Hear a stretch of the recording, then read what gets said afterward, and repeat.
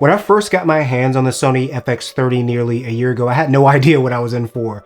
As a content creator, I was just looking to upgrade my video capabilities, and I just wanted to have a camera that I could use for the sole purpose of creating videos here on YouTube.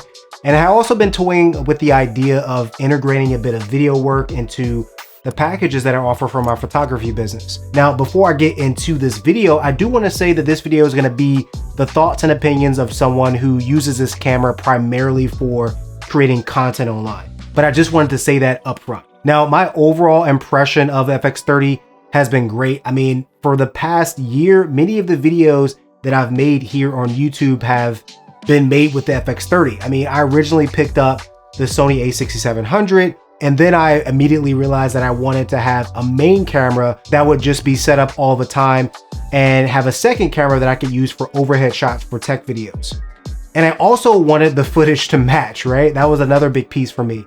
So I made the FX30 my main camera, and I made the Sony a6700 my overhead camera. Now, coming from shooting video on my Sony a7R III, which only shot 8-bit video, I pretty much just recorded straight out of the camera. I never thought about S-Log2 or S-Log3 or any of that. Honestly, I don't even know if I knew what that was at the time, right? I just wanted to press record and start making videos, and that was really it. But as I got more into video, I realized that there was so much more that I was missing out on when it came down to color grading my videos, creating a unique look and feel to my videos that I saw many other YouTubers and videographers out there doing. And I just wanted to be able to achieve that. So keeping all this in mind, I knew that I needed to get my hands on a camera that I could do all this with, and also a camera that I could grow with. Now, I'm not gonna lie, I initially felt like this camera was way too much for me. All of the buttons and the specs and S-Cinetone, I didn't even know what that was. S-Log3, what was that, right? I just felt like I was in over my head in a way, and it didn't even have a viewfinder. I was like, what? There's no viewfinder in this camera, that's crazy. But it did have all these holes on top, and I'm just basically just like, what am I getting myself into, right? But very quickly, I did realize how amazing this camera was. And even now, I really just feel like I've only just scratched the surface. It's a camera that I feel like has incredible value for money as well in terms of the ratio. It's just a phenomenal camera. Now, let's talk about video performance here for a second, because that's probably what brought you here, right? Video performance, right? You want to know. Now, one of the first things that I noticed recording my first video on this camera was just how sharp the footage was, how crispy it was. It was just so much better than what I had been able to achieve with my Sony a7R III. I was seriously blown away. I'm not even kidding you. Now, if you didn't know, the Sony FX30 is able to shoot 10-bit 422 4K video that is actually downsampled from 6K. So this explains why the video has been so freaking sharp compared to what I was using before. But not only that, it also comes with, professional picture profiles like S-Log3, S-Cinetone, HLG. And you can also upload your own LUTs and add them as a preset to actually preview what the footage is going to look like while you're recording. And I thought that was really cool as well. It also has a full-size HDMI port that allows for 16-bit raw video to be recorded on an external device. Now, there aren't any recorders that can record at that bit rate to my knowledge, but you can definitely record 12-bit, which is amazing. And I haven't done this just yet, but it's a feature that I think is going to be really useful for film. So if that's what you're into, that's going to be really great for you too. But I'll keep that in my back pocket. Now, some other things that were really important to me when it came down to getting a camera that's going to be primarily dedicated for video was going to be autofocus, right? The autofocus on this camera is exactly what you would expect it to be from Sony. It's fast, it snaps to the eye. Essentially, you're getting the same autofocusing system that you'd find in other cameras like the FX3, the Sony a7S III, etc. Another piece that was important to me was audio. Now, you do have the option of getting the XLR top handle. And to be honest, since I use XLR microphones pretty often for video, I think it would have been a useful for me, but I actually opted to go without it. Instead, I just use my Zoom F3 for my videos, and it works really well. So no real regrets there, but I do think that it'll be really valuable for you, especially if you're using XLR microphones a lot. I personally just have a different method that I'm using right now, so I didn't think that I should spend the extra money, but it might be useful for you. And by the way, if you're finding value here in this video, definitely hit the like button for me. And if you haven't already, hit the subscribe button for more videos just like this. Now, there are a few things that I want to point out here before we get deeper into the video. And I just wanted to highlight a few things that for me make this camera really fun to use. So first is the fact that I can rig this camera out with a cage, a monitor, a top handle, mini V-mount, side handles, focus follow, all the things that if you get really into filmmaking would be amazing to have. And also just being able to level up your content. I can use this for more run and gun videos. I can leave it set up here just for videos, or I can throw it on the gimbal for a project. There are just so many possibilities that you can really make this camera your own. And a big factor for me that's been really fun with learning how to use this camera and just using it in general has been color grading videos, shooting videos in S-Log3.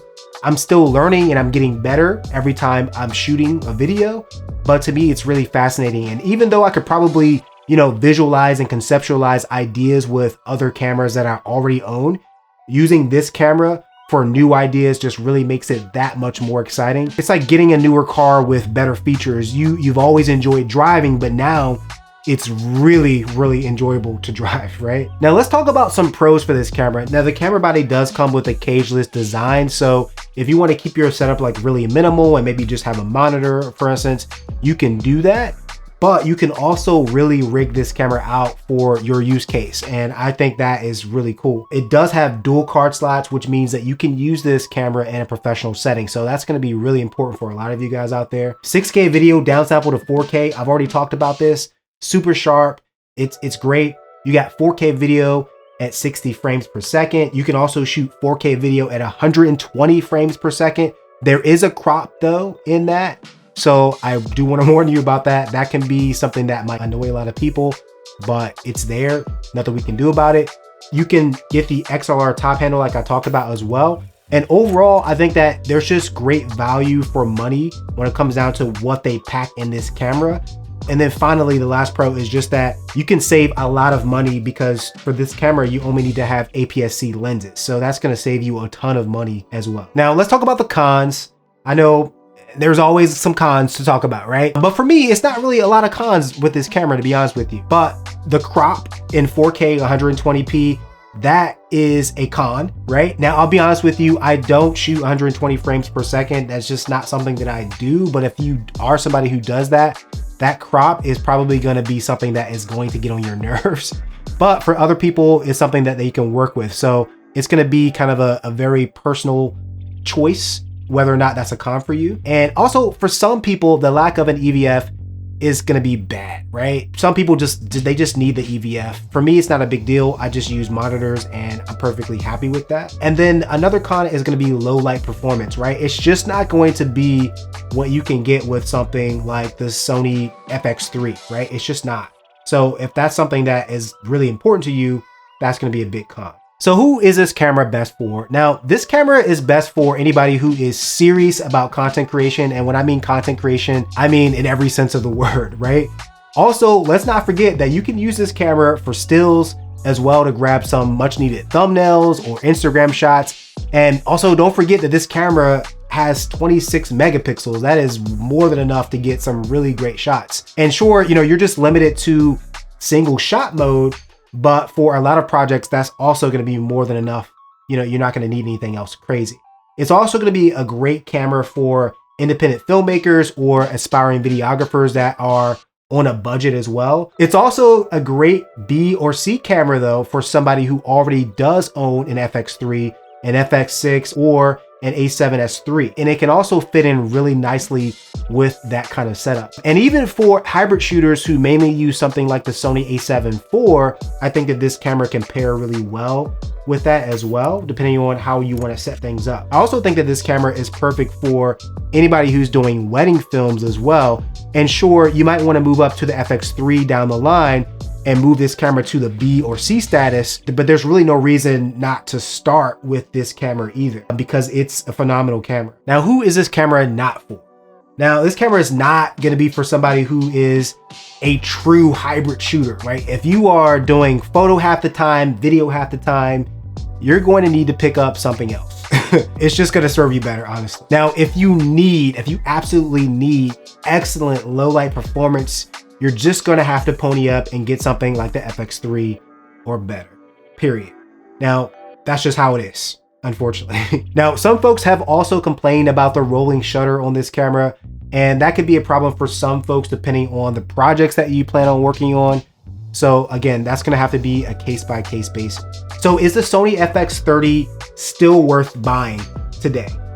I would say absolutely yes. This is an amazing camera, honestly. Like, I don't know, there's not a lot that I can really complain about this camera. I think that this camera just packs so much into it.